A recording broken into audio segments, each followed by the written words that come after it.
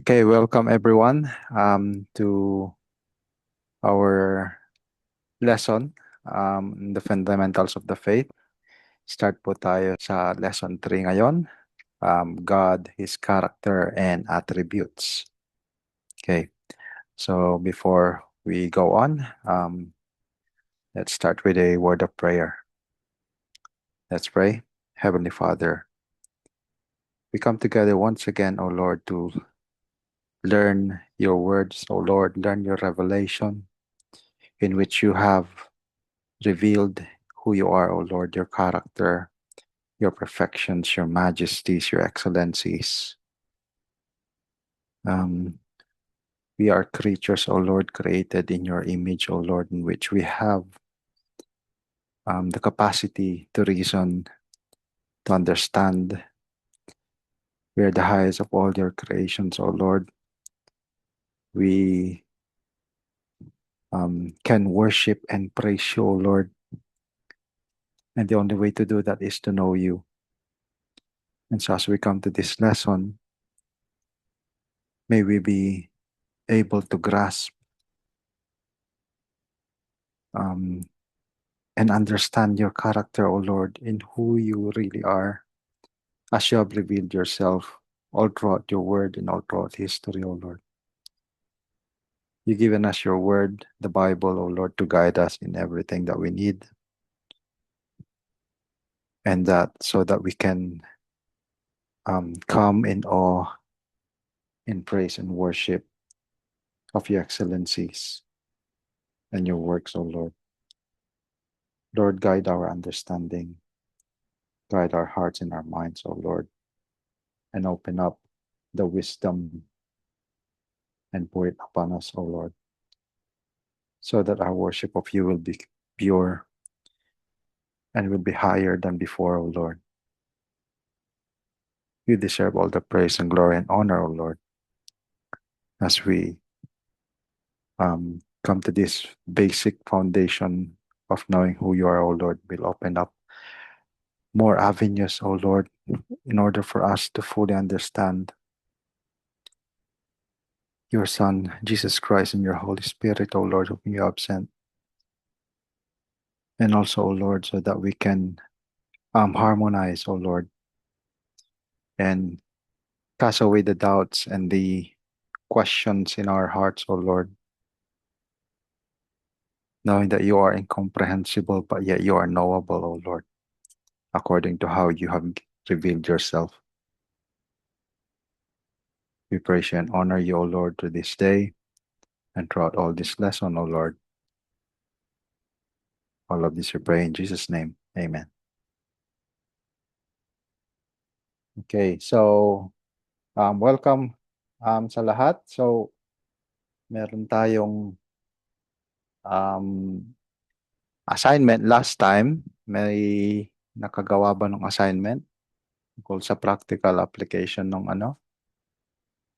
about the Bible? Okay, so if you can share that sa you can pwede yung email sa akin or i-send nyo sa private message. That's fine. Okay, so for now, let's put that aside and then punta tayo dito sa next lesson natin, which is God, His character and His attributes. Okay, so foundational na po ito ng systematic theology. Okay, um, and I do hope na that you have worked through the workbook in your own time, and then hopefully na-answeran nyo, you've answered the questions in the workbook, and then if you have also listened to the message ni John MacArthur, which was also forwarded last time. Okay, so memory verse natin, but before that, okay, before we go to today's memory verse, okay, may I invite everyone first dun sa memory verse natin nung dalawa, yung first two memory verses. Okay, sa Second Timothy chapter 3 verse 16. Okay? Which is the first, yung first memory verse natin. Tapos yung isa is also sa 2 Timothy, pero chapter 2, verse 15 naman. Okay? So, I would advise na you go through that, okay? Kasi part ng study is to memorize verses. Okay? It has to be ingrained in our um, sa ating utak, okay? Yung word ni God, okay? So for this lesson, meron tayong next memory verse which is First Chronicles chapter 29 verse 11, okay? Um, may I ask everyone na i-unmute nyo yung yung mga microphones nyo, and then we'll read this together, okay? Together. Okay lang kahit magulo, basta importante ay mabasa po natin lahat, okay? Okay, please unmute yourself and then we'll read First Hello, Chronicles 9:11. hello Pastor Robert. Hello, hello Bert, kumusta? Bro, makinig lang ako Ah, Nasa work kasi ako ngayon. nasa work ka. Okay, okay. Sige, Bert. Okay, Sige ba, thank you. okay. Okay, sige. So, First Chronicles chapter 29 verse 11. Kapag hindi nyo ma-unmute yung sarili nyo, okay, just read aloud na lang dyan sa inyo, okay? Or read with your mind, okay? Okay. First Chronicles chapter 29 verse 11. Yours, O Lord, is the greatness, Greatness and the the power, power, and the glory, And the glory the and the victory, the victory and and the victory, and majesty. the majesty majesty, in Indeed, everything everything Yes, and the that's in the in the heavens and the heavens earth. and the earth. Yours the is, earth, is the and the dominion, Dominion, Lord, O O Lord, Lord, and you and you you exalt exalt exalt yourself yourself head over all. head yourself over as all. head over all. Okay. Thank you po sa lahat. Okay. So, it is a doxology po ito, no? When we say doxology, it is a praise. Okay? It is a praise statement. So, ganun po ang meaning ng doxology. Okay? So, anong objective natin dito sa third lesson, which is God, His character, and His attributes? Okay? So, first objective is to provide everyone, the students, with a fuller understanding of God's attributes so they may offer Him truer and more honoring worship. Okay?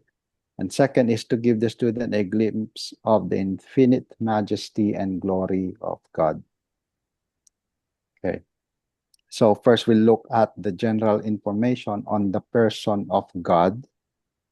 General information on the person of God. And then we will survey, titignan natin isa-isa, yung attributes of God. Okay? Attributes of God. So what are the common questions that is asked in this topic? Okay, first question is, which is being asked by lots of skeptics. If God is all-powerful and all-loving, why is there suffering in the world? Okay, that's one of the common questions. Second, if God is sovereign, why doesn't He keep people from going to hell? Okay, and I do hope na you thought about those questions, and if you have that question in yourself as well, okay, this hopefully by the end of this lesson is that magiging clear po sa atin yung answer dyan. Okay?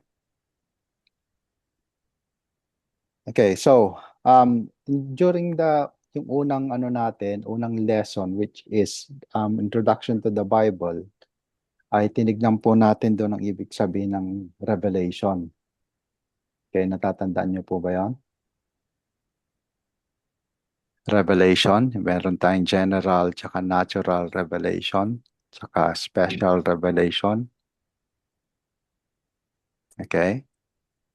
So when we say revelation, ang ibig sabihin ng revelation is pagbubunyag or pagtanggal ng sa Tagalog pagtanggal ng ng maskara, ibig sabihin i-reveal mo. Okay? So a revealing. Okay, so when God since God is a spirit po ang Panginoon, hindi tapos tayo ay physical, okay, hindi natin siya makita, which is first of all, tayong mga tao, ang unang sense na very active sa atin at very dominating ay yung mata natin, sense of seeing.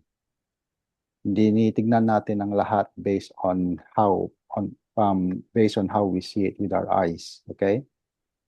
And then that is very deceiving, pero unfortunately tayong mga creatures, as fallen as we are, yun ang unang natin. Okay, and mostly lahat ng creatures din were given eyes. Yung mga created creatures na merong eyes ay yun ang ginagamit nila to understand the world and to go about in the world. So ganun din tayo, okay? Pero ang Panginoon is spirit. Okay? Kung kaya't hindi natin siya makikita. So it means hindi effective ang mata lang ang gamitin natin sa Panginoon. Okay? So before we move, okay? And I do hope you have your Bibles with you, okay? I do hope you have your Bibles with you kasi pupunta tayo sa mga mga verses, okay? So if you have your Bibles with you, or if you have your digital Bible, that would be good, okay? Kasi para mabilis din na Okay, so first, can I ask Bridget, can you read this first paragraph here?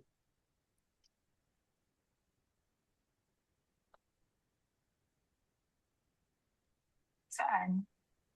Ito, Lunch yourself? yan. Kay Charles Spurgeon. Okay. Plunge yourself in the Godhead's deepest sea. Be lost in his immensity, and you shall come forth as from a couch of rest, refreshed and invigorated. I know nothing which can so comfort the soul, so calm the swelling billows of sorrow and grief. So speak peace to the winds of trial as devout musing upon the subject of the Godhead. Okay. From Spurgeon, Charles. Okay, so that is from Charles Spurgeon, from one of his sermons delivered during in the 1800s. Okay. Okay, so ano yung pagkakaalam natin sa Panginoon? Okay, yun ang question na parang inaano natin dito, okay? Lahat ng tao ay merong understanding tungkol sa Panginoon, sa God. Okay. Ang tanong is that tama ba o tunay ba yung pagkakaalam? Very important po 'yon na na question, no? Kasi it borders ang pagkakaalam natin sa Panginoon ay it's either tamang pagkakaintindi natin, pagkakaalam natin, it's either we are worshiping Him in truth, or ang wino-worship natin ay idol pag mali. Okay? So pag mali pong pagkakaintindi natin dun sa wino-worship natin ay idol po yon. Okay? At sabi ni Paul sa 1 Corinthians chapter 10, kapag ang wino-worship mo ay idol, okay, sinasamantala yon ng mga demonyo, mga demons, okay? So in a sense, they take yung worship na ino-offer mo sa idol na yon. Okay, hindi na pupunta kay God, and the demons, they are the ones who are in a sense, nagbe-benefit doon. Okay? In a way, it doesn't add to their power, pero parang siguro they become more proud of themselves. Okay? So, first na kailangan nating intindihin sa Panginoon, okay, the knowledge of about God, okay, is that Genesis chapter 1 verse 1. Okay? Punta kayo sa Bible nyo, Genesis chapter 1 verse 1. Sabi doon, in the beginning, God. Okay, so ang una nating pag-uusapan ay yung self-existence of God. Self-existence, okay. Medyo parang hindi nakakamangha ang self-existence ni God. Pero if you plunge deeper into trying to understand it, okay, unang-una sa lahat, okay, isipin nyo, siya lang yung nilalang na walang pinagmulan. Wala ang lahat, nandun na siya. Siya yung nilalang na hindi nangangailangan. Okay? Lahat ng nilalang apart from God, may pangangailangan. Okay? Ang mga isda, kailangan nila ng pagkain at kailangan nila siyempre ng matitirhan. So meron silang tubig na kung saan sila malayang lumalangoy at doon sila nakatira. Okay? So kailangan nila yon. Ang tao naman, kailangan natin ng maraming bagay din, no? Kailangan natin ng pagkain, kailangan natin ng tubig, kailangan natin ng hangin, kailangan natin ng lupa, okay? Kailangan natin ng araw, okay? So ang dami nating pangangailangan. Okay, pagtatanggalin mo ang isa sa mga kailangan natin ay hindi tayo mabubuhay. Okay? Tapos ang lahat ng nilalang apart from God ay may pinagmulan. Okay? So kailangan natin ng isang magulang. Okay, ang Panginoon, siya lang ang nilalang na kakaiba. Siya lang ang nilalang na walang pangangailangan at walang pinanggalingan. Bagkus siya yung pinanggalingan ng lahat. Okay, so yun po ang self-existence ng Panginoon. Kaya kung titignan natin sa Genesis chapter 1 verse 1, in the beginning, sabi niya, God. Unang-una pa lang, in the beginning, time, bago pa lang ang time, nandun ng Panginoon. Okay? Bago pa lang ma-create ang time, bago pa lang mag-start umandar ang oras, ay nandun ng Panginoon. Siya ang nagpasimuno ng lahat. Okay? Tapos pupunta rin tayo doon sa Exodus chapter 3 verse 14 kung saan nagpakilala si God kay Moses. Anong sabi ng Panginoon tungkol sa pangalan niya? Nung tinanong ni Moses kung sino ang sasabihin niya sa mga Israelites, kung sino nagpadala sa kanya, sabi ng Panginoon, pangalan niya ay I am. Okay, I am. Yun po yung expression ng self-existence. Okay, siya yung pinakaunang I am. Siya yung pinakauna. Okay? So God has existed since eternity. Okay, according to Isaiah chapter 43 verse 13. Okay. So, why do men, okay, bakit tinatanong ng tao yung ang existence ng Panginoon? Okay? Bakit kailangan nating malaman ang pag-exist ng Panginoon? Bakit kailangan nating itanong to? Okay? At saka, paano natin malalaman ang pag-reveal ng Panginoon ng sarili niya. Okay, kasi hindi natin maintindihan ang Panginoon. Okay, so the only way na malaman natin kung sino siya ay kung i-reveal niya yung sarili niya sa atin. Okay. And then, like I said kanina, paano ba nag-reveal ang Panginoon sa atin? Okay, tinakal natin ito dun sa lesson 1. Okay, yung revelation, self-revelation niya through nature, tapos through special revelation. Okay? Pero intindihin po natin na bago gawin ng Panginoon yon, bago niya um, i-reveal yung sarili niya sa atin, ay kailangan muna na intindihin natin na binigyan niya tayo ng pangunawa. Okay? Kaya doon sa Genesis, nung create tayo ng Panginoon, okay, remember, nung create ng Panginoon ang first man, He made man after His image and likeness. Okay? Man is made in the image of God and the likeness of God. Okay, so ang tanong, siguro kasi maraming tao ng interpretation nun ay kamukha daw natin ang Panginoon. Ibig sabihin, ang Panginoon ay parang tao. Merong muka, merong kamay, merong buhok, may ilong, okay?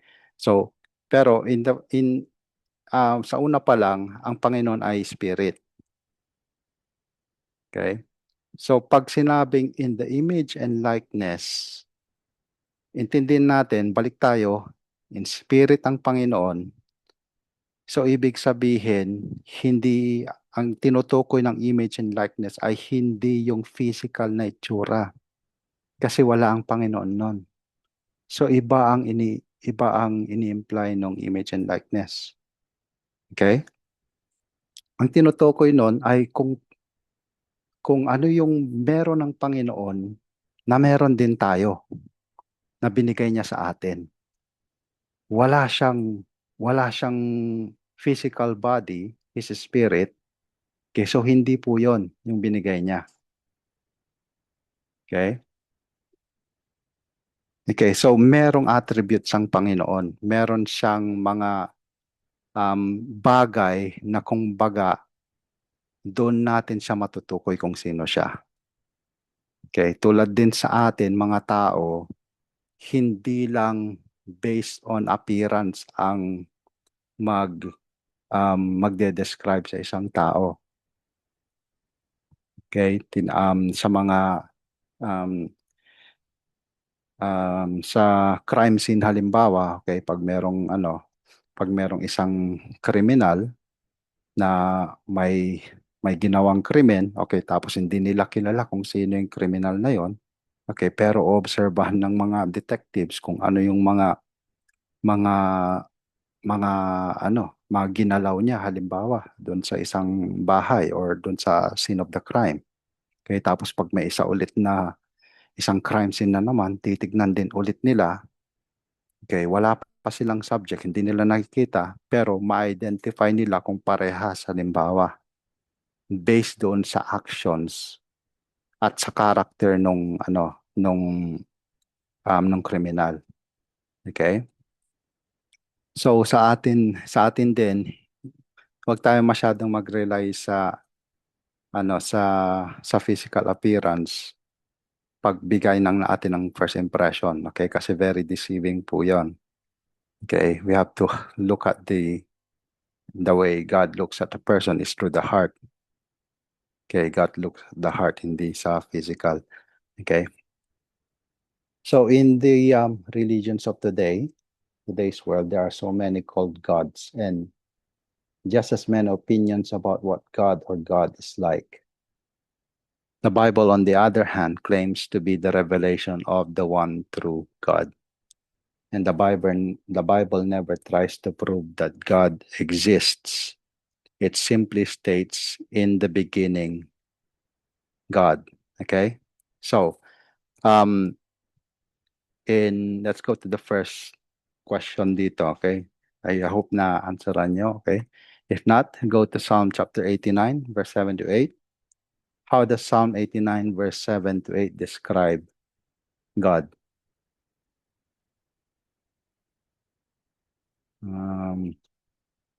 Okay lang magtawag ako, no?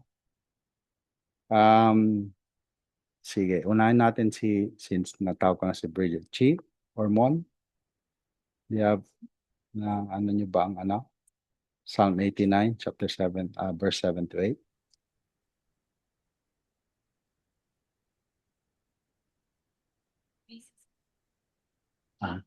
Si Mon. Busy daw yata si Chi. Ah,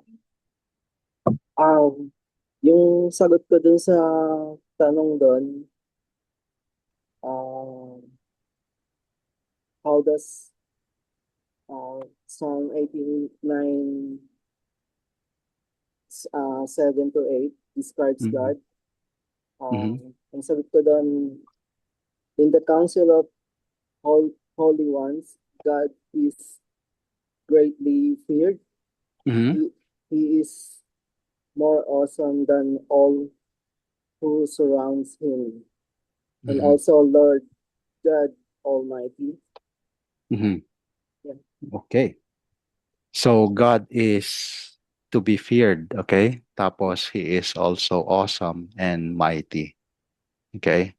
So, yun ang um, isang truth, okay? Kung paano natin intindi ng Panginoon na kailangan meron tayong fear sa Kanya. Okay?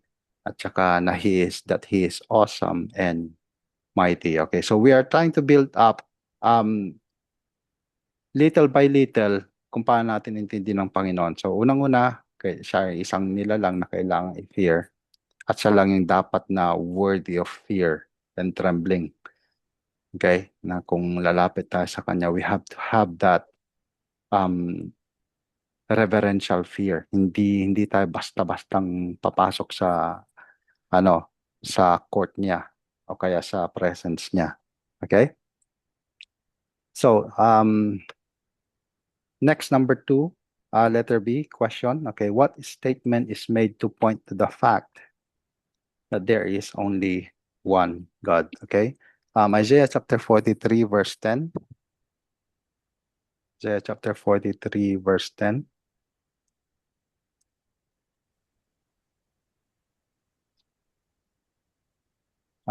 Can I, Luna, diyan ka ba? Yeah, Okay. Isaiah 43, verse 10. Isaiah 43 verse 10. Mhm. You are my witnesses, declares the Lord, and Mhm. my servant, whom I have chosen, so Mhm. that you may know and believe me and understand that I am He.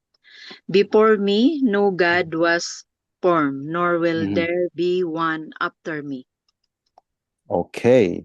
Thank you, Luna. So, yun ang statement ni God.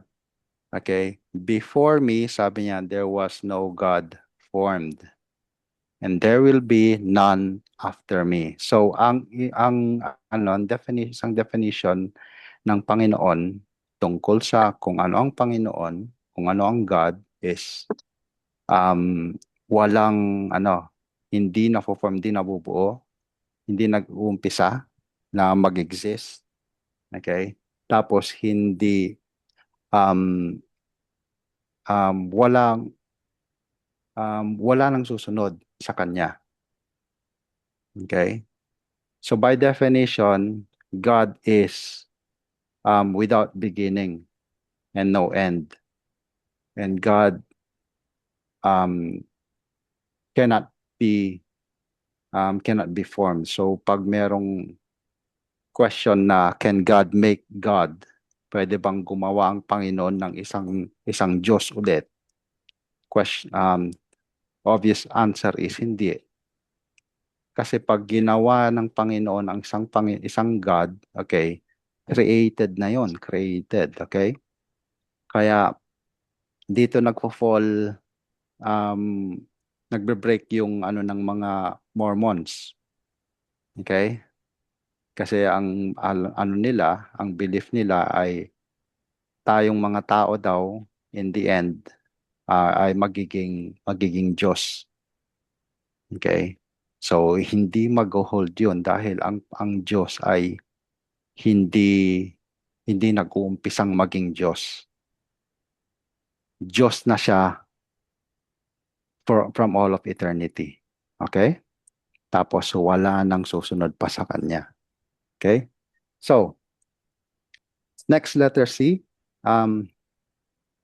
Okay, ito isa ring importante ito, no, para maintindihan natin, no, kasi lahat to ng foundation na to i-build up natin tapos para makita natin si Jesus Christ tapos yung Holy Spirit din later on. Okay, so once again in Isaiah chapter 42 naman ngayon, verse 8. Okay, what is it that God will not give to another? Okay, Ate G? What verse? Isaiah 42 verse 8.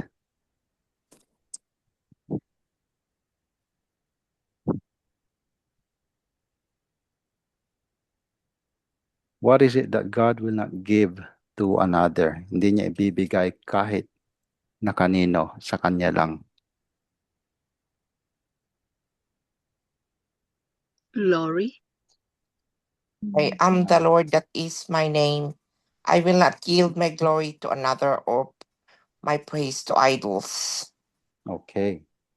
So, God says na hindi niya ibibigay yung glory niya tsaka yung praise niya.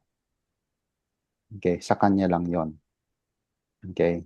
So, if ang tao nag-worship tayo, tapos nag-worship tayo ng idol, okay, thinking na ang Panginoon yon, okay.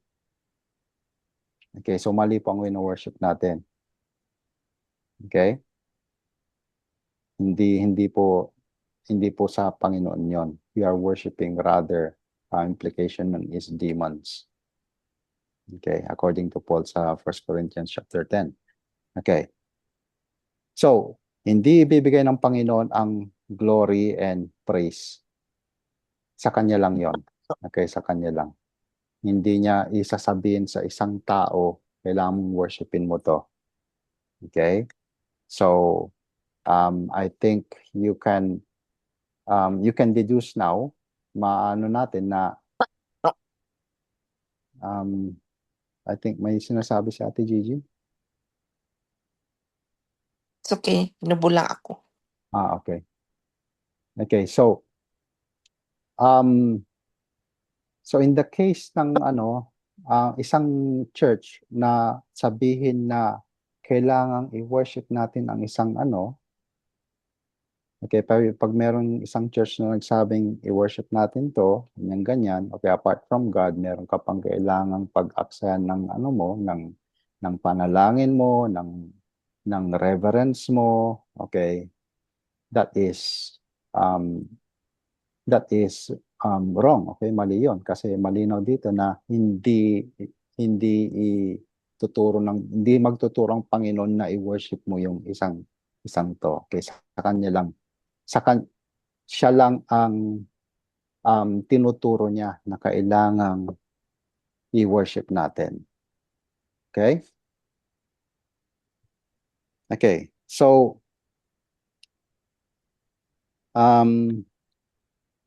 okay, so those are things na alam na natin sa Panginoon, okay? He deserves all the worship and glory. Okay? Na He is the only God, there's no other. Okay? Tapos that He is to be feared and He is awesome and mighty. Okay. Akala ko may nagsalita. Okay.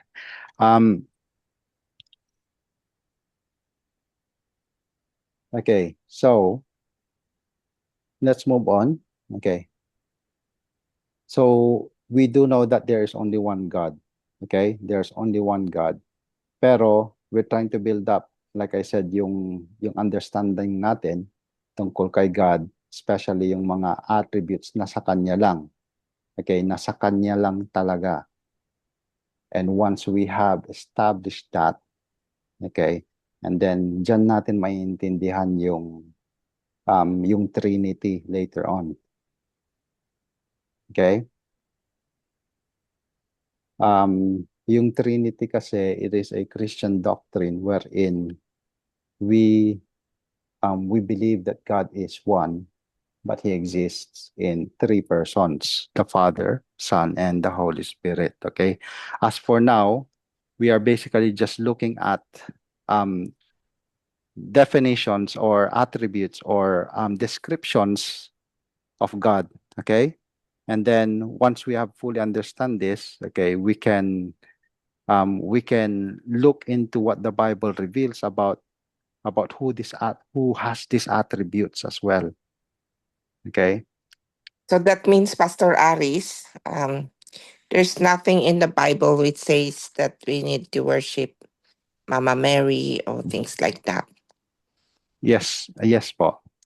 Ate G. So yes, so God is the only being that is to be worshipped. Yeah, Okay. but naalala ko lang kasi sa West Point meron, well, I was in the shopping mall, meron yang nangangalabit dyan, tapos tatanong sa akin na, do you believe that Mary is the mother of God? Ano may tanong sila, Mhm. Mary is really God the mother, sabi nila. Parang Mm. ganun yung argument nila. I don't want to engage with them argument. Mm. Okay. So, Kung merong hindi, silang ganun. I think hindi po Catholic yon, Ate G. May cult dyan dito sa West Point na mostly mga Koreans yan. Okay. Mm-mm. And they are espousing na there is a God the Mother. Okay. But I don't want to go deeper into that. Okay. Kasi Oo. I'm just pero, saying hindi yun founded sa Bible, yung mga ganong beliefs. And it's only hindi po. So they point to they point to the bride in the book of Revelation na may asawa daw ang Panginoon, bride sa ano. Okay, and then the Holy Jerusalem, sabi sa Revelation, this is our mother, sabi. So yun. So they use Bible verses as well. Okay, pero they try to interpret the symbolic into literal. Okay, kaya pag hindi kulang ang foundation natin, hey, very very deceiving kasi maraming na-deceive eh. Okay, even mga Samoan na mga Christians nag-aano na doon. Kinakuha na nila. Okay, mga islanders usually mga talaga. Christians mga Mm. Okay, pero okay, as long as we have to be firm in our foundation. Pag alam natin ang foundation, then it will protect us from mga false doctrines na ganun. Okay. Okay, so let's move on. So God deserves God's the only one who deserves worship. Okay? So yung Trinity, we'll talk more about that later, okay, when we get to study Jesus Christ, Christology later on, and also the Holy Spirit. Jesus Christ, we'll look at him in lesson 4 and 5, and then the Holy Spirit in lesson number 7. Okay? Okay, so knowing God. Okay, the importance of knowing God. Let me ask the question again. Can we know God? Can we know God? Anyone? Can we know God? Through the Bible, yeah. Yes, okay. Well, like what we have talked about dun sa first lesson natin, okay, may revelation si God, okay? means he reveals himself in two ways. Okay, first in the general revelation, okay, which is in nature. Makikita natin doon, kaya sabi ni Paul sa sa Romans chapter 1 na by looking at um, nature, okay, we can see his power and his eternality. Okay? So without the Bible, alam natin na may Diyos. There's no such thing as an atheist, sabi nga ng mga theologians.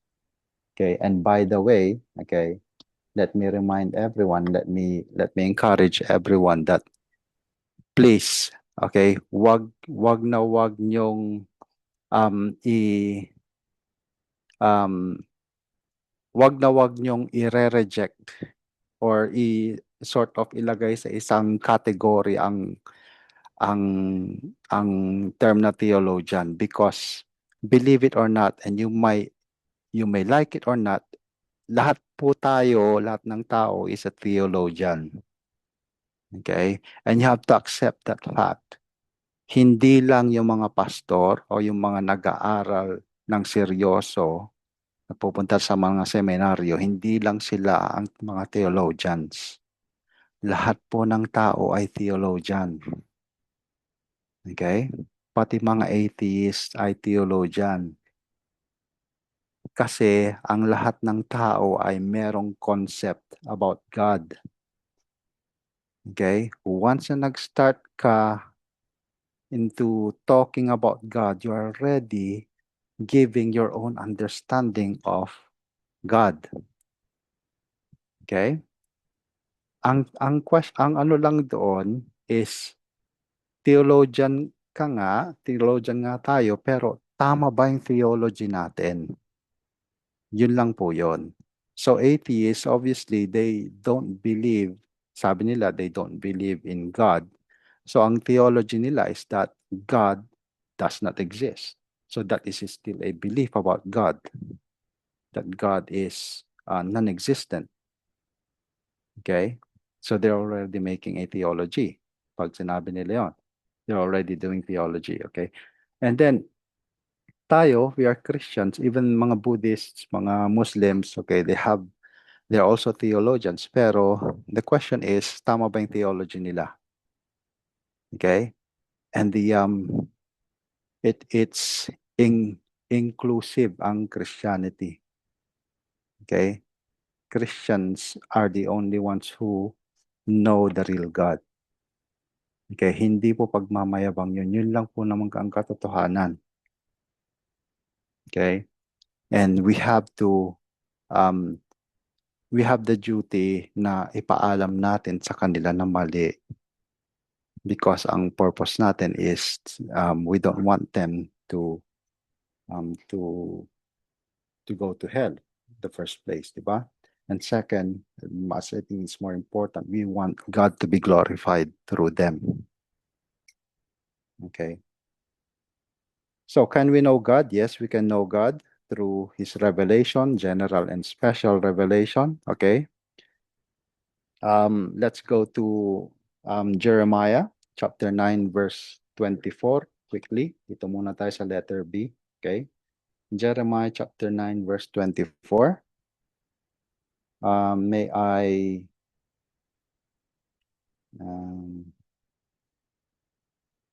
si Gray, pwede ka ba or nasa work ka? Sorry bro, nasa work ako. Nasa work ka. Okay. Sige. Si Chi, pwede na ba si Chi Mon or hindi? Nasa work pa rin. Okay.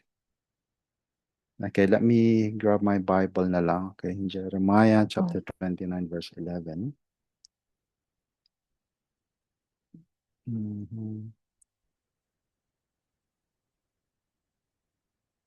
Jeremiah 29.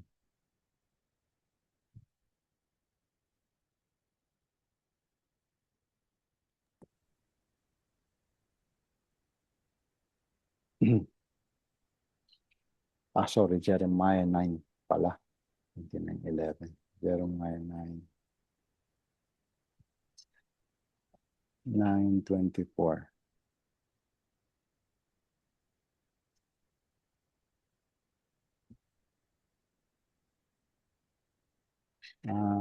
Okay. So, tapa. So sabi ni Jeremiah, okay, chapter 9, verse 24, but let him who boasts, boast in this, that he understands and knows me, that I am the Lord who practices steadfast love, justice, and righteousness in the earth. For in these things I delight, declares the Lord. Okay? So the question that we have regarding this is, rather than boasting in wisdom, might, or riches, what one thing does God say a man should boast about? Okay? That he understands who God is. Okay?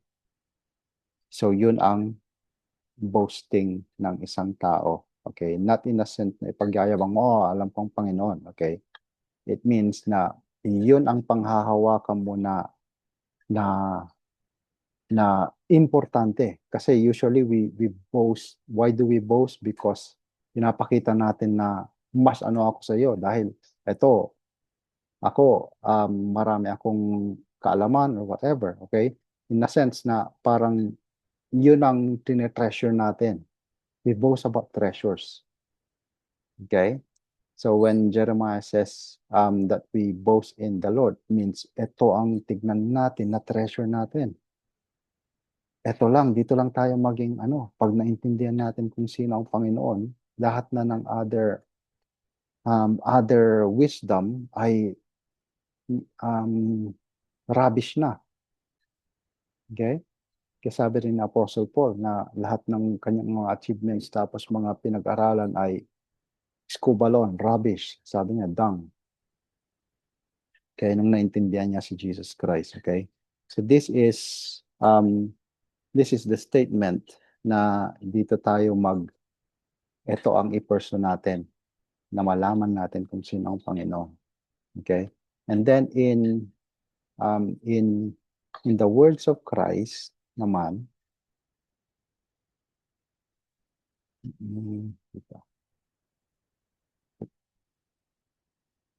okay, in the words of Christ in John 17:3, okay?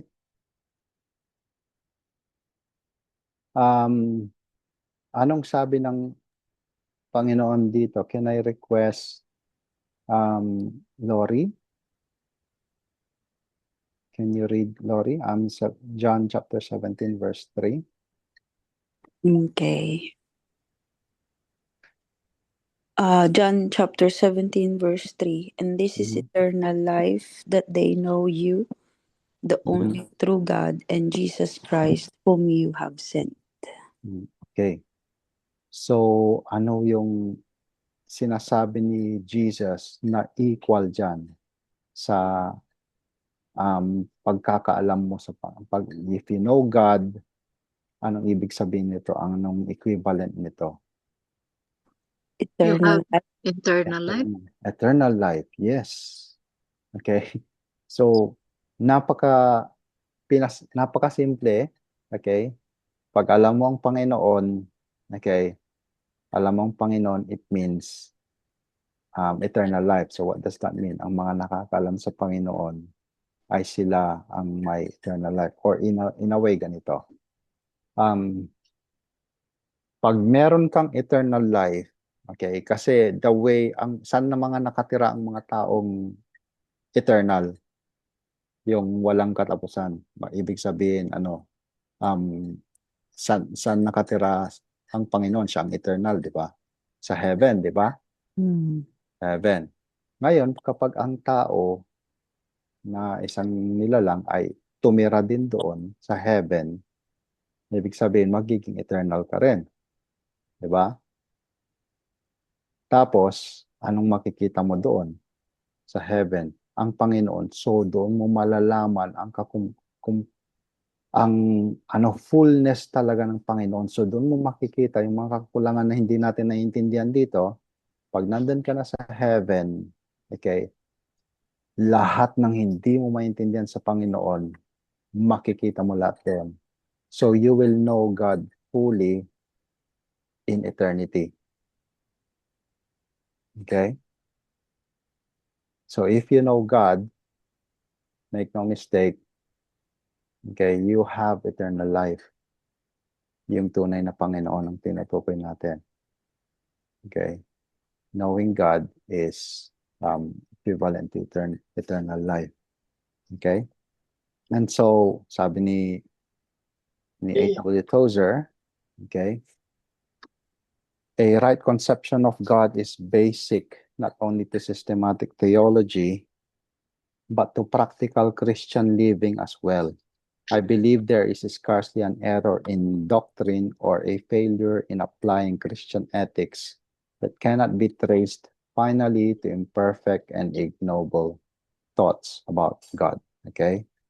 Ang sinasabi dito ni Tozer is that ang pagkakaintindi natin, ang pagkakaalam natin sa Panginoon ay dapat hindi lang para malaman natin. Okay, hindi lang knowledge. It has to go into practical. Okay? It means dapat ang tao ay pag alam mo ang Panginoon, maapektuhan ang pamumuhay mo. Okay? For example, I think na-example ko na dati na pag Kristiyano ka at alam mo talaga ang Panginoon, it means alam mo ang tama at mali, alam mo kung anong gusto niya at alam mo kung anong ayaw niya. So pag manonood ka halimbawa ng pelikula, okay, nagaya ang isang barkada, nagtayong sine, okay, may choice kayo sa panonoorin nyo, yung isa malaswa, yung isa medyo pang-wholesome lang, okay, pero since so you will decide kung kahit niyayaya ka dun sa malaswa, pero Christian ka, alam mo kung ano yung maapektuhan yung decision mo. 'Di ba? Pati na rin sa sa school. Okay, kung saan natin sa laki natin ng mga anak natin. Okay? Tapos sa mga decisions natin sa sa ating mga asawa or mga pamilya, okay? Lahat ng decisions natin, if we really know God, okay, it goes with that. Dapat maapektuhan. Pero kung hindi, okay, hindi, alam mo nga ang Panginoon, pero hindi ka, okay, hindi naapektuhan ng buhay mo, then I don't think you're a Christian. I don't think the person is a Christian if his theology doesn't affect his way of life. Okay? Kaya nga ang Christian ethics ay ina-adapt ng marami, even secular. Okay? Kasi in a way, nakapattern yan sa perfection ng Panginoon eh. Okay? Although mali na minsan ang pagkakaintindi natin kasi we are imperfect. Okay? So, but let's not go deeper into that. Okay? Kasi baka ma-segue tayo. Okay. So, we can know God. Okay? And we can know God through His revelation. And knowing God is equivalent to eternal life.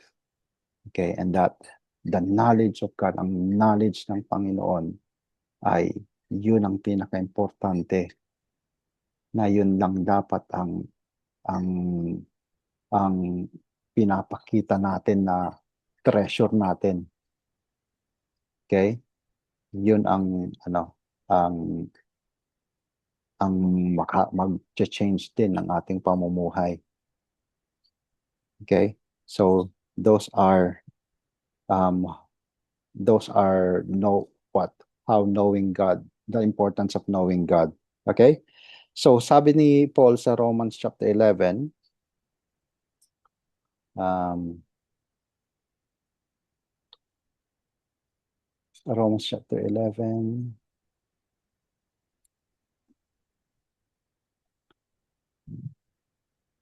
Verse 33. Okay.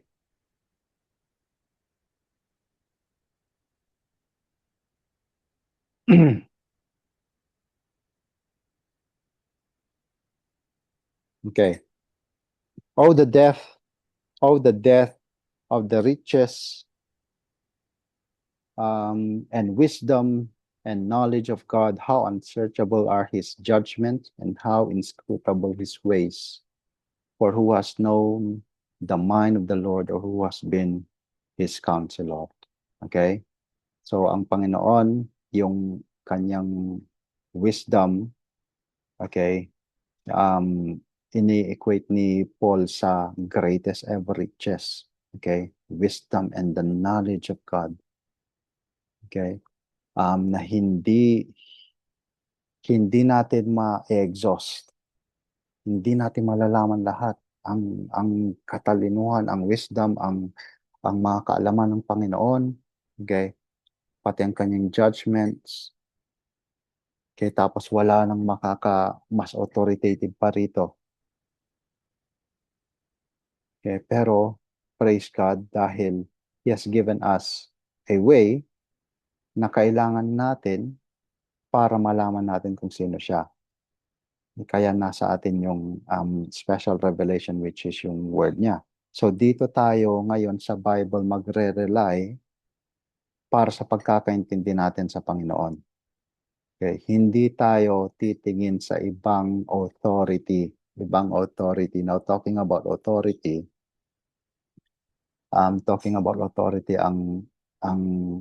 paano natin malalaman ang Panginoon, and based on from the past, okay, in pinag-aralan natin mga theologians in the past, okay, the authority in which we can know God is four things, okay? Four things. First is scripture, okay? First is scripture. Second is reason, okay? Second is reason. Next is tradition, and then experience, okay? Sorry, hindi ko mahanap yung ano. Okay. Wala po yun dito, pero something to think about, okay? So, we have scripture. Next, we have tradition, we have experience, and then reason. Okay, kailangan po natin lahat yon para malaman ang Panginoon. Okay? Kailangan natin ang scripture kasi dito nagre-reveal si God. Okay? Kailangan din natin yung reason kasi ginagamit natin ang utak natin. Okay? Kaya binigyan tayo ng utak ng Panginoon para maintindihan siya through His Word. Okay? Tapos binigyan din tayo ng tradition. Okay? Well, pero tsaka experience. Okay? Pero ang problema sa mga Christians ngayon is that kung ano yung mas importante sa mga apat na sources na to. Okay? So for example sa Pentecostal halimbawa, parang ang ano sa kanila is ang mas importante sa kanila is yung experience. Okay? Mas malaki yung experience sa kanila, mas importante kaysa sa scripture, sa tradition, tsaka sa reason. Okay? Kumbaga, kailangan nilang maka-experience ng magtataas yung balahibo nila, okay, when worshiping, ganon, para maintindihan nila ang Panginoon. Okay? So, ang naman, when we go to Catholic Church, halimbawa, they rely more on tradition. Okay? Kung ano yung mga na. So, yun ang mas importante sa kanila, yung tradition. Sabi nila, importante rin ang scripture. Pero, if you try to understand ang theology ng Catholics, ang ini-interpret nila ang scripture based on the tradition, yung mga nakagisnan na ng Roman Catholic Church. Okay? Ni-interpret nila ang scripture based on the tradition of the old popes. Ano yung pagkakaintindi nila and paano yung okay? Ang naman sa tunay na Christianity, okay, scripture ang nagdi-dictate sa tradition, sa reason, sa experience, saka sa ano yung isa? Scripture, okay, tradition, experience, and reason. Okay? So yun. Ibig sabihin, pag mali yung pag meron kang na-experience, okay? Tapos ang sabi ng Bible ay walang silbi yung ganung experience, pero sa tingin mo ay parang kinakausap ka ng Panginoon. Halimbawa, experience mo parang may nabumubulong sa'yo. Okay, tapos ang sabi ng bumubulong sa'yo ay ito, gawin mo to. Medyo alanganin, medyo taya ka sa loto, sabi halimbawa, okay, taya ka sa loto para manalo ka, may nagbubulong sa'yo. Tapos, okay, baka ang Panginoon to. Okay? And then, ang sabi sa Bible naman, na alam natin na ang pag-gain ng wealth in a quick way is wrong. Okay? So, ibig sabihin, nagko-contradict yun. Yung na-experience ko based sa sabi ng Bible. So, hindi dapat mag-contradict ang Panginoon sa mga sinasabi niya. Okay? So, it means, i-reject ko dapat yung experience na yon. Okay? Halimbawa na rin sa tradition. Okay, let's take for example tradition.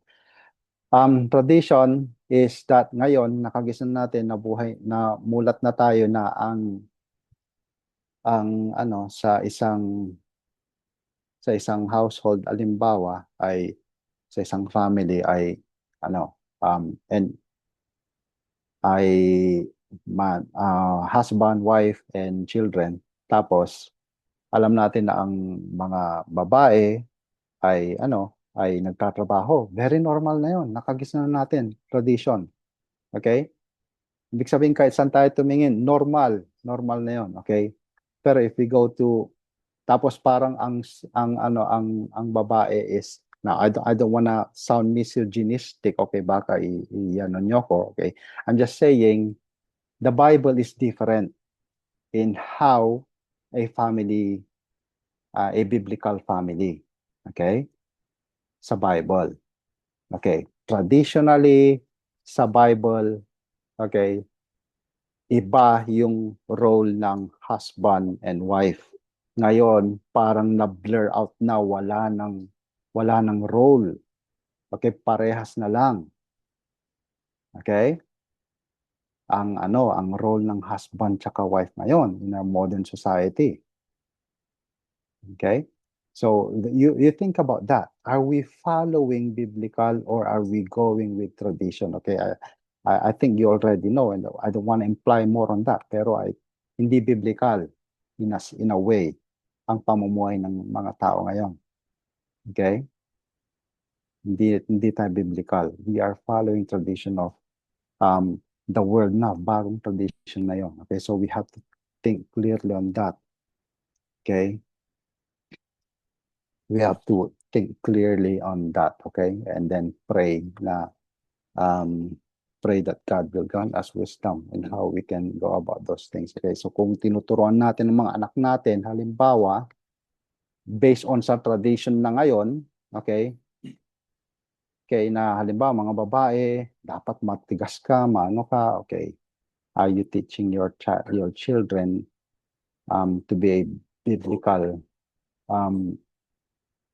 may biblical world, di ba? Okay, based sa pamumuhay niya mamaya. Okay. So knowing God, okay, dapat mag-submit tayo sa Panginoon kung ano yung nire-reveal niya sa atin. Okay, we're not supposed to go with what the world is already dictating sa atin. Okay, kahit na ito ang kinamulat natin, kung ang sabi ng Panginoon ay hindi dapat yan at naintindihan natin yon, okay, now we have to choose. Are we going to be obedient or disobedient to the word of God, to God mismo, okay? So, okay. So, God is incomprehensible ayon kay Paul sa Romans chapter 11. Binasa natin, okay? And then sabi rin ni Job in Job chapter 11 verse 7. We're not gonna go there, okay? Is that God has no boundaries. Ibig sabihin walang limits ang Panginoon. Okay, tayo marami tayong limitations. Okay, God is meron yung three omnis ni God. Omnipresent, omnipotent, and omniscient. Okay, it means yung multidirectional, kahit saan ka tumingin, okay, kahit saan mo nandun ang power niya. Okay, God is sovereignly in control of everything. Yun yung when we try to understand His omnipotence, okay? So, ibig sabihin, lahat ng bagay dito sa mundo ay under God's control. Okay? Under God's control. And we'll try to look at that even more deep in a very detailed later on. Okay? Okay, so let's go to the third part, okay? We have so far if you have any questions, okay, please raise them up, okay? So I'm trying to finish this in 2 sessions, okay? So number 3, what does Jesus say about the means for knowing God? So how can one know God? That is the question. How can one know God? First in yung general revelation, okay? Pero incomplete yon. Okay? General revelation will only reveal the power of God, the eternality of God, okay? The reality that there is a God. There's no excuse to everyone. Okay, when you see a building, alam mo may builder dyan. Hindi mo may deny na may bumuo niyan. May intelligence. Okay, you look at the human eye, okay, very complex.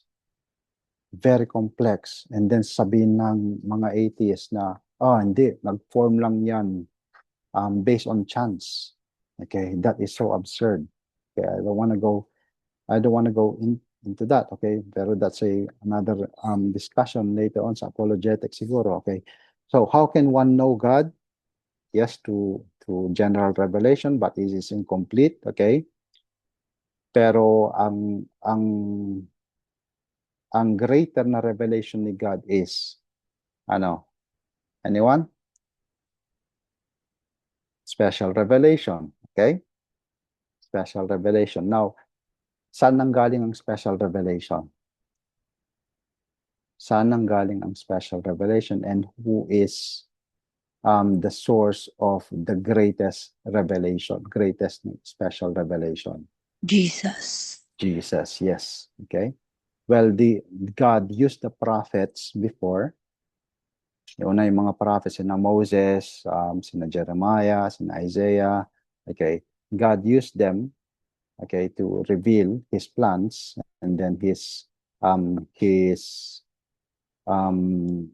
works and then promises niya, okay, and those are also perfect, okay, when He used them. Pero the means, yung mga ginagamit niyang tao, they are imperfect. Sina Jeremiah, okay, sina Isaiah, mga prophets, sina Moses, they also sinned, okay. Ang perfect talaga is Jesus Christ. Kaya nga if you read the Gospels, okay, diba, na mapapansin niyo may mga phrases si Jesus Christ when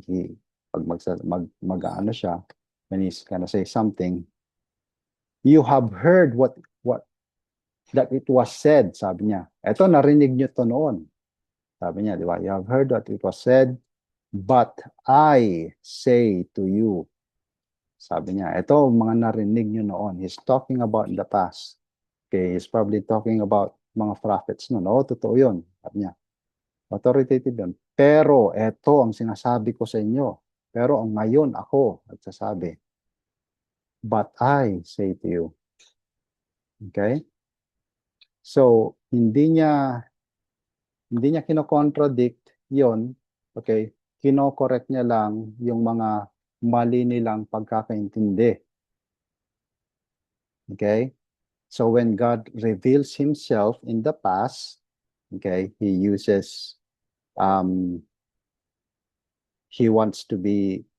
people to understand, he wants people to obey him, okay, he wants people to know him, and he reveals himself by using imperfect human beings, okay, na yung sasabihin ng mga prophets ay dapat yung mga makakatanggap ng mga tao ay tatanggapin nila yon, tapos isa sa puso nila at isa sa utak nila. Okay? So, imperfect yung magsasabi, tapos imperfect yung tatanggap. Okay? So, there is a point of corruption in between. Okay? There's a point of corruption in between.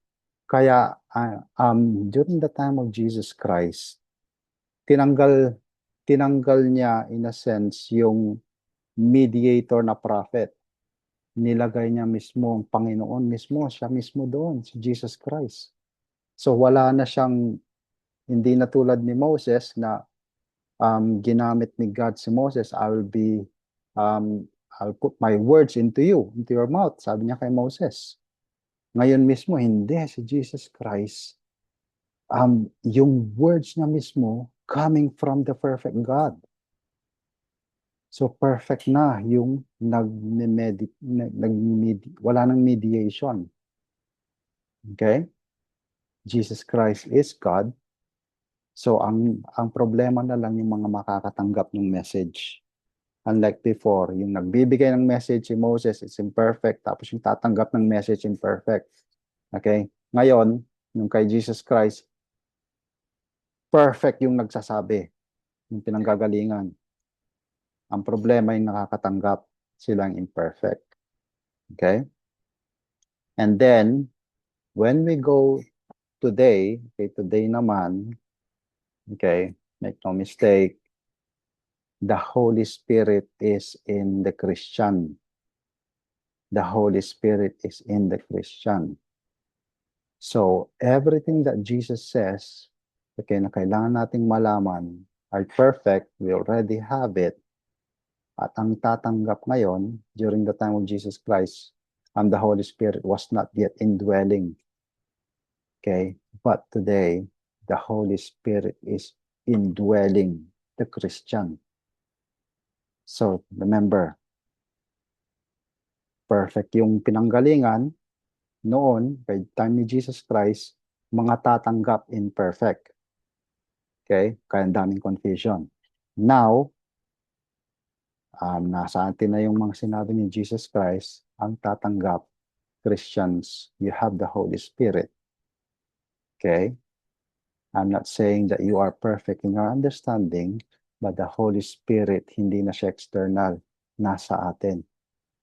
So the Holy Spirit will take that, okay, and then He will use that para sa atin. Para ang imperfection natin ay in a sense ano natin as I don't want to say perfect because meron pa tayong corruption. Pero kumbaga mas pinasikip na ni God yung mas tinanggal na niya in a sense lahat ng mga possibility ng corruption. Okay? Sa atin na lang is we take it the word of God as perfect. Okay? Ang problema na lang sa atin is our obedience or disobedience to it. Okay? So in John chapter 14, verses 9 to 10, let's go back to our how can we know God? What does Jesus say about the means for knowing God? Can I ask Bridget? Can you read John chapter 14, verses 9 to 10?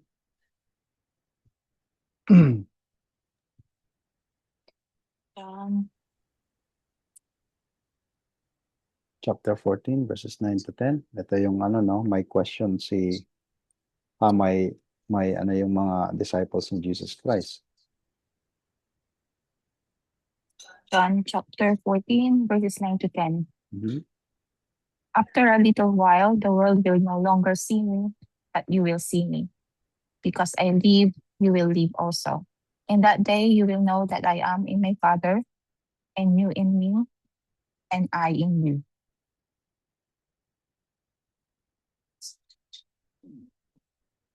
Yeah, John chapter 14, sorry. 9, verse 9 to 10. 9. Okay, John chapter 14, verses 9 to 10. Jesus said to him, have I been so long with you, and yet you have not come to know me, Philip? He who has sent me has sent the Father. How can you say, show us the Father? Do you not believe that I am in the Father, and the Father is in me?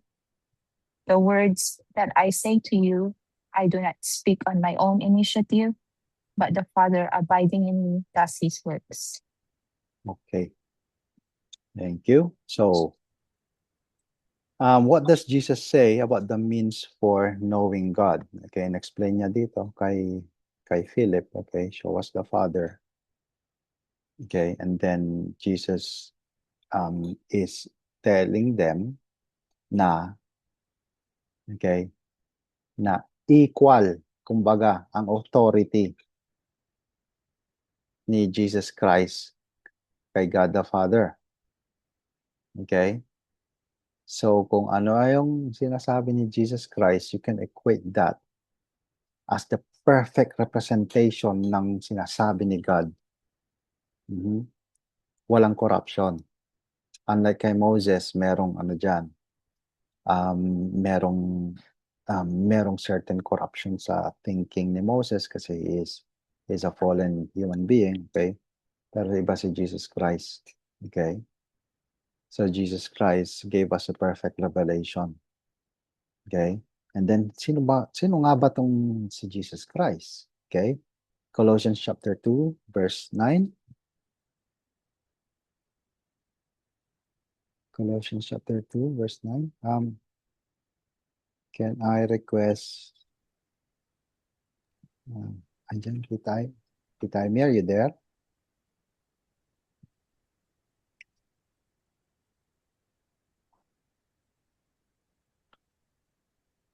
Hello? Okay.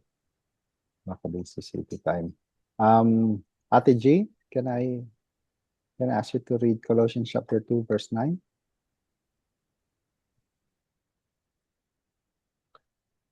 Ako bro, Okay, sige Bert. Okay. naka-break time ako eh. Okay. Colossians 2:9. Colossians 2:9. For in Christ all the fullness of the deity lives in bodily form. Thank you. Amen. Okay. So, in Christ, no? In Christ, all the fullness of deity dwells bodily. Okay? Kumbaga, ayan yung Diyos, tao, naging tao. Okay? So, yun ang sinasabi ni Paul. Okay? Gusto niyo ang Panginoon, ayan, si Jesus. To put it simply, okay? So in a way, Jesus Christ is God. Okay, so kung anong sabi ni Jesus Christ, yun ang sinasabi ni God. Okay, walang mediation. Walang mediation. Okay, directly comes from Jesus, directly comes from God. Okay, and then the writer of Hebrews says that God has spoken to us in His Son. How is Christ described in Hebrews chapter 1, verse 3? Okay, can I request si Mon? Jesus Christ is the radiant reflection of God's Okay. glory.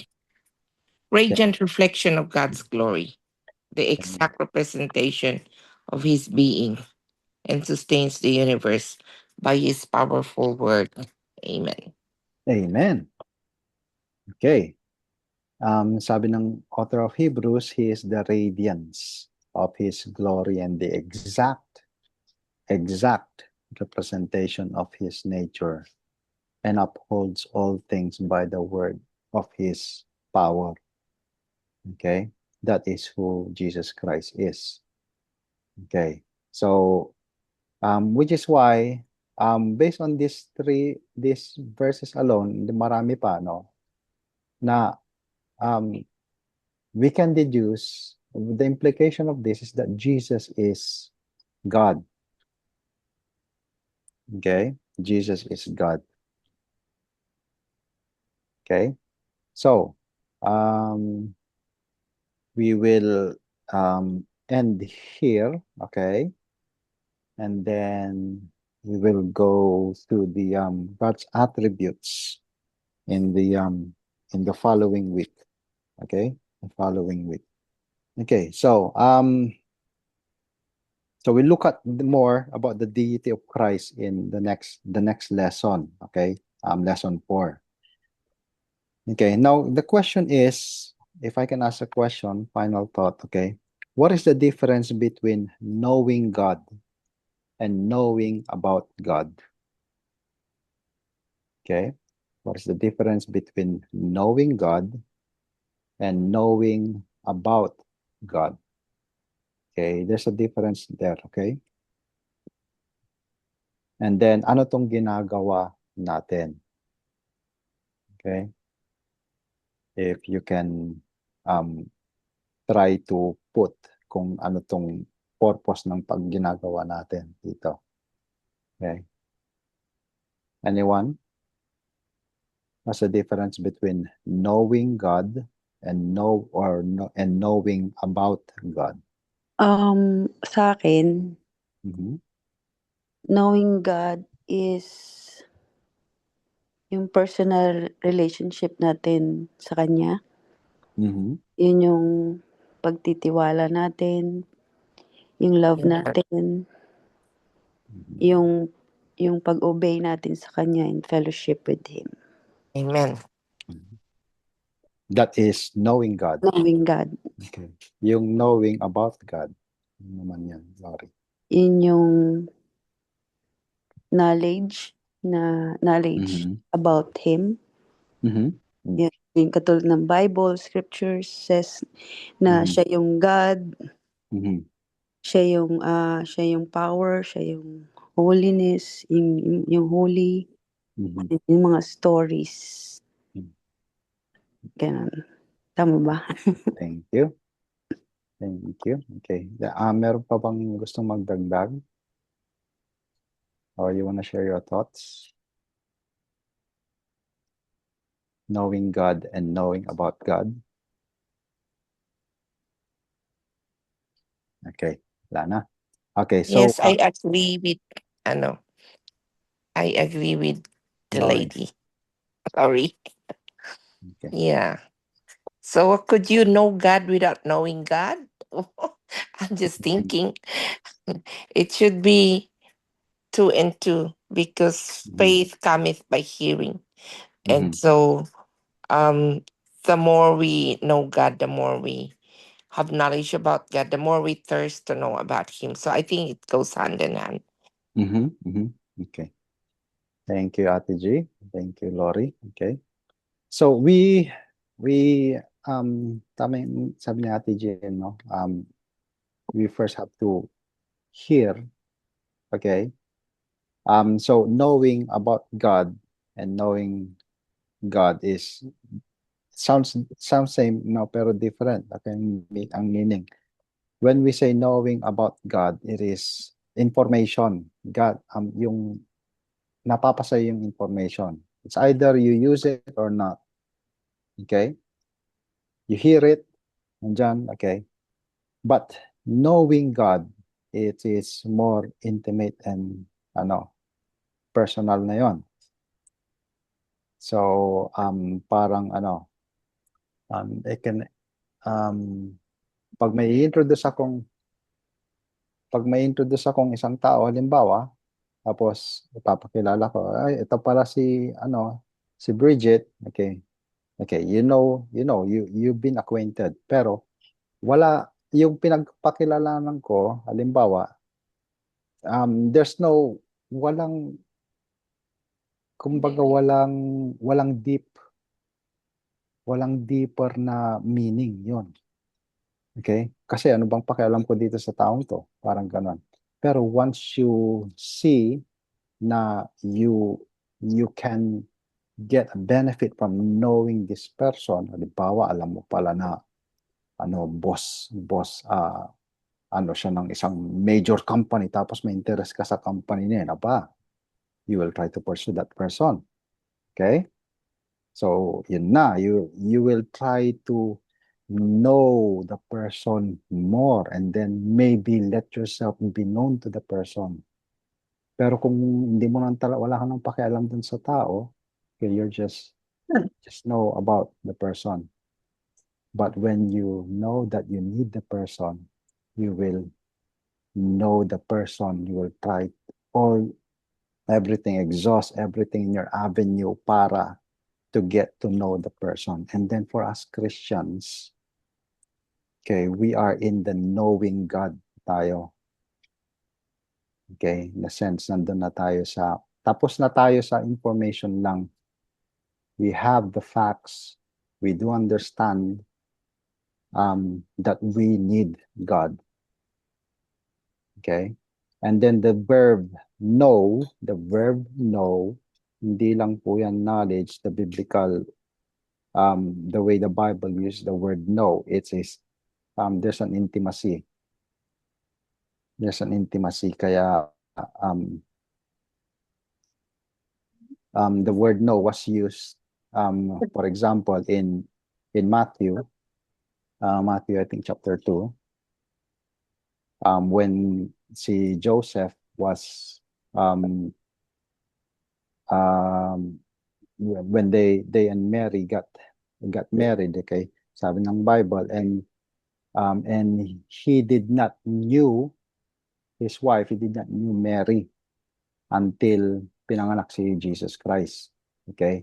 Ibig sabihin, the word knew there is talking about the highest personal intimate relationship between a husband and wife. Okay? So when we use the word, when the Bible talks about, uses the word know, in a sense, in God, knowing God, okay, ibig sabihin, greatest ever relationship to yung tinutukoy doon. So to know God is not only to know something about Him, but rather to be in a greatest sense, to know Him intimately, personally, to the point that you become in Him and you are in Him and He is in you. Okay? Kaya the Bible uses that term. Okay? And then there's a song, Abide in Me. Okay? Abide in Me means nag-i-indwell. Okay? And then Paul talks about we have the mind of Christ. It means iisa ang understanding kasi yun ang knowledge, yun ang knowing. Okay? So, with that, okay, we cannot exhaust the knowledge of God. Okay, we can only parang nagtatampisaw lang tayo sa sa kalaliman ng ng glories ng Panginoon in this lesson. Okay, so thank you for joining. Okay, meron bang question? By the way, lumagpas na tayo 21:07, which is okay lang dahil we started a little bit late. Okay. So if meron pong magmamadali, if you need to go, that's fine. Okay, you can leave. Okay. Pero yung mga iba, if you got any questions or you want something to have some Please speak now.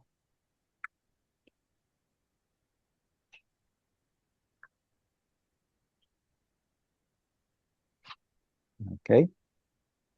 Yung sa ano, binigyan mong example, ay, yung sa 4 ways to know God, Mhm. yung scriptures, reasons, traditions, experience. Mm. Anong example ng reason? Reason, okay, is let's say yung mga teka, thinking hard, ano Lutherans, hindi, mga yeah, Lutherans are one, mahirap ano yung ano nila, pero yung they don't,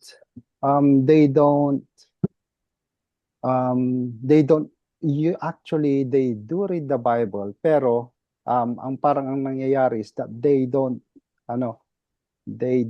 try to dig deeper into what the Bible says, pero hinahalo nila yung philosophy or wisdom of the world.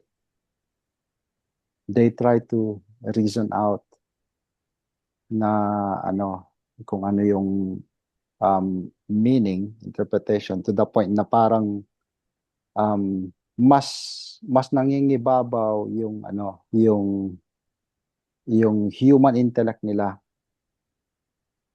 into than Yung what the Bible kumbaga, says. ibig sabihin, pinapaliwanag nila sa sarili nilang knowledge, ganon? Yeah, parang, yes, in a sense, ganon. Parang, ang ano nila is that hindi mo naman talaga maintindihan ang Bible, and so, mag-rely tayo sa sarili nating, our own intellect and how we can understand it. Okay. Yeah. Okay? So, yun ang I know that's not the perfect example, pero that's what comes to my mind. Mm. Okay? So, yun. Ang dapat sa atin is scripture ang mangingibabaw. Okay? And then it will drive our reasoning. Okay? So, we try to interpret. Pag may hindi malinaw sa Bible, okay, wag nating intindihin based on human philosophy. Okay, or based on our experience, based on the the um the most the most perfect na dapat na mag-interpret ng isang passage is the Bible itself. So pag naka-encounter tayo ng isang passage that is a little bit difficult, hindi natin magets, okay, the answer will come from scripture. Merong ibang part sa Bible na ina-address yon. Okay, we just have to find it. We just have to find it. Okay? So don't fret kasi pag first time na magbabasa ng Bible, syempre wala pa tayong alam, halos lahat ng mabasa natin, di natin maintindihan. Okay? Pero as you move on, as you read, and then as you listen and listen to explanation, to expository, tapos as you go to church and explain ng pastor, okay, nabibuild up yung explanation. Okay? And then mamaya, mababasa mo, tapos as you go along, mabasa mong parang parehas yung tinutukoy, dahil kina-quote ng mga New Testament writers yung mga Old Testament, doon pala niya kinuha yun. And then makikita natin yung context doon. And then it will shine the light on the understanding, okay? Based on the guidance of the Holy Spirit. Okay? So, thank you, Lori. Thank you. Okay. Anyone else?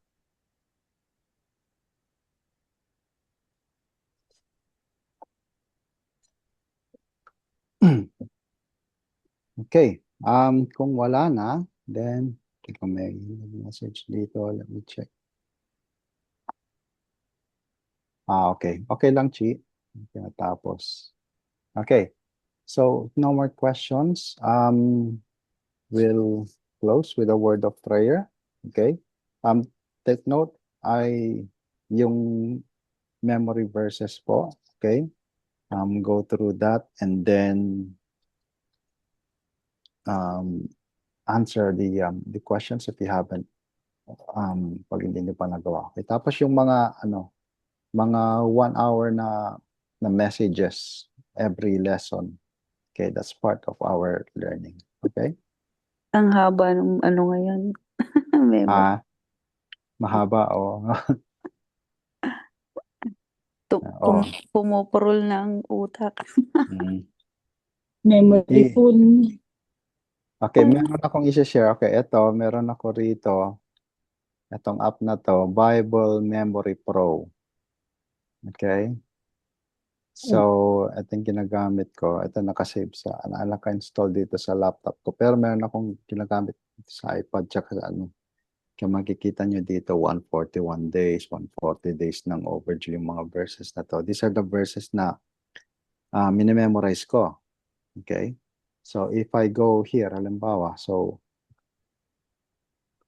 ito, meron siyang mga categories na. Okay? Pero pwede kang gumawa ng sarili mong category. Halimbawa, ito yung how to know fundamentals of the faith. Lagay ko rito. Okay? Nandiyan yung memory verse. Okay? So, 2 Timothy 3:16, halimbawa yan. Okay? So, all scriptures breathed out by God and profitable for teaching, for reproof, for correction. Nakikita niyo itong red na to? Ibig sabihin, hindi ko nakuha yan. O kaya ito yung word na naging problematic sa akin, hindi ko Meron ako. ma-memorize. Din ako niyan. Meron ka nito? Mm. Oh, okay. Oh, yun. Wala. Hindi talaga. So, ang ginagawa lang dito is that you type in the first letter of every word. Okay? So, for example, all, A, nakita niyo nag-highlight, tapos scripture, S, is, breathe. Ngayon, kung mali yung maano ko, okay, magiging red siya, okay? Out by God and profitable for teaching, for reproof, for correction, and for training in righteousness. Tapos, 2 Timothy T, okay, 3:16. Okay. Okay, great job, sabi niya. 100% accurate, sabi niya. Tapos, kita niyo tong next step. Okay. I-press ko yan, next level. May mga words na kulang. Okay? Papansin nyo? So, ngayon, i-type ko ulit. Okay? Yung mga all. So, ang second word dito, all scripture, S. Scripture. Okay. Is. And the next word, breathed out by God. Be out by God and profitable for teaching, for reproof, for correction, and for, nakita nyo dito sa baba, level 1, level 2, level 3. So yung level 1 yun, yung kumpleto yung words, okay? Nandun lahat. Level 2, ito may mga kulang-kulang na words. Okay? So it helps you think. Okay? Yung level 3 naman is talagang wala. Ikaw lahat magta-type. Diba, level 3, ayan, wala. Okay, blanco. So, 2 Timothy 3:16, all scripture. Okay, pag mali, alimbawa, P ang na-type ko, magiging red. Okay? So, ibig sabihin, I have to work on that. Okay? Parang naging mas complicated yan, Mas Parang mahirap ganun nga naging yan. complicated. May memorize ko na lang. Mas mahirap yun nga. Mahirap ba to? Daming arte. Daming arte. Pero ang kagandahan nito is that para siyang game. Para siyang game. Oh. Hindi, Okay. tsaka maganda raw. Hindi ako Maganda mahilig sa raw. Mm-mm. Maganda raw pag nagme-memorize, sinusulat din. Oo. Oh. And then, meron siyang, pwede mo siyang i-record yung Bas- sarili mo. Okay? Ako Ito. naman, basahin ko lang multiple times. I-record mo yung sarili mo. Okay? And then, ang ginawa ko, itong mga verses na to, I recorded myself. Tapos, i-play ko lang. Pag, alam ba, nasa train ako, okay, i-play ko lang. So, maririnig ko yung boses ko na nire-recite itong mga Mas verses na to. effective yun. Mas effective yun. Oh, Mas okay mas yun. re-record mo muna. May record mo. Tapos, pakinggan mo lang multiple times. Okay. Okay yun. Yun yung kung Or gusto, isulat mo, Lori. Tama yung kung gusto sinabi. mong Try ko yung in love record. kung in love ka sa boses mo, yun, maganda yan.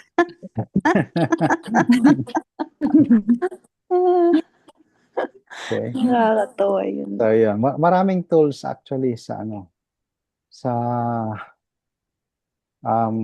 actually, Kaya nga titingnan- yung assignment ko, natin 0 Hmm. sa memory. Sorry. Sorry Okay, pa. that's fine. At least alam mo yung yung kung saan ka. And now you have to work out na hindi dapat lang 0, dapat may tumaas. Okay. Ha? Okay. Sa pagre-read ng Bible, and may mga nagiging issues ba sa Bible reading? Ano, pag busy talaga, pastor, basa lang eh. Mhm. Yun lang, basa lang. Mm. Pag sobrang busy. Mm. Okay, so pray about it, okay? We have to pray about our own sanctification. Okay. Kasi ano yan.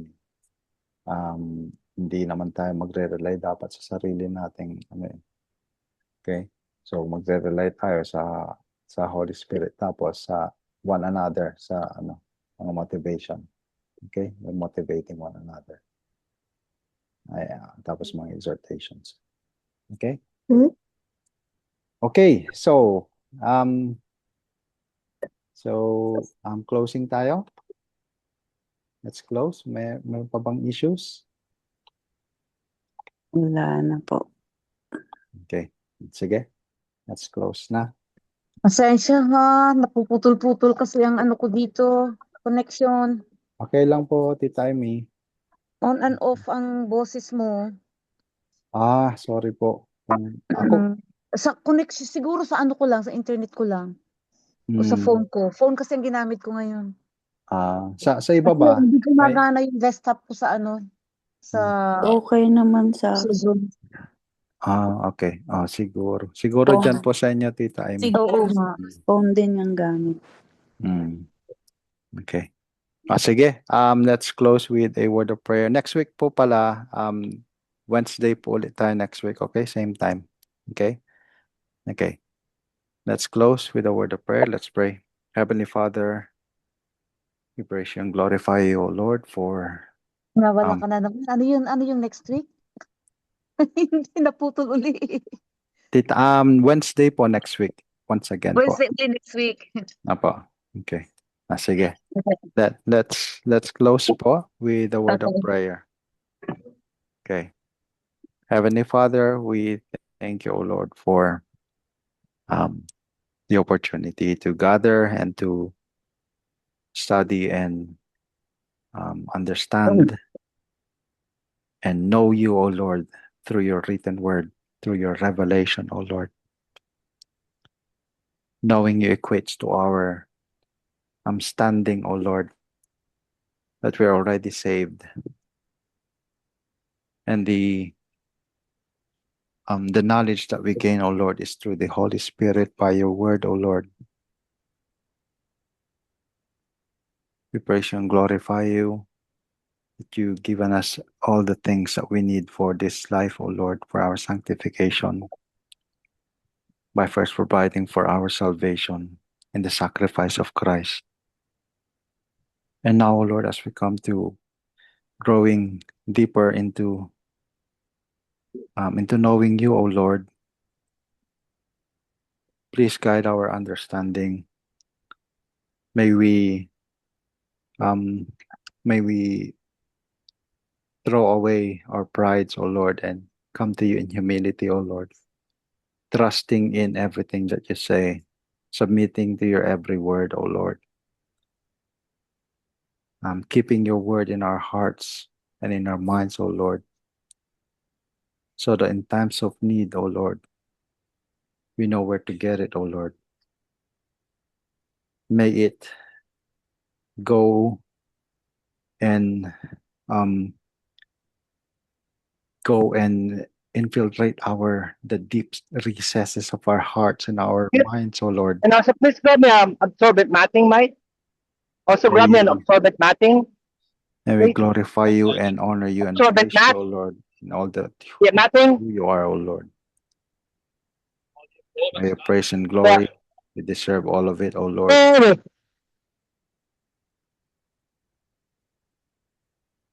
Thank you, O Lord, that we are